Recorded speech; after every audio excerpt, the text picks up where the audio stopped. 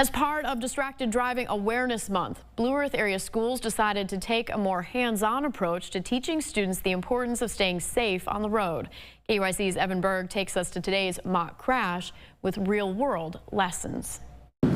Students at Blue Earth Area High School got a first-hand experience of what the real-world consequences of distracted driving can be, thanks to a real-time simulation held in partnership with local first responders. All of our students matter to us, and that's what I told them at the end of this. The reason we do this is because they matter, and we want to make sure that they understand the dangers of distracted driving, because a second can change their life or somebody else's. This simulation showcased the results of a prom night collision between a drunk driver and another driver who was too distracted to notice them because they were on their phone.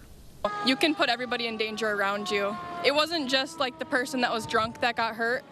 It was like especially the other car. As part of the simulation, members of local law enforcement, firefighters, and ambulance services acted out a real response to the scenario, tearing students out of the wreckage, loading survivors into ambulances, and retrieving the body of the deceased to show what the real consequences of a crash can be. Something as simple as having too much fun after prom and goofing around could easily change the entirety of your future. In the scenario, the students got to see a fellow classmate die in the crash, several injuries, and one arrest. They're doing like everything that they would do if it was a real crash, so it's easy to feel the emotion during this. That one simple mistake can drastically impact your life, the people around you, and just to understand that it isn't something that is never going to happen. It very well could. It's a message that the school hopes the 500 students in attendance will take to heart. The ultimate goal is to get the awareness out there about these events and to make sure that people stay safe. In Blue Earth, Evan Berg, KUIC News Now.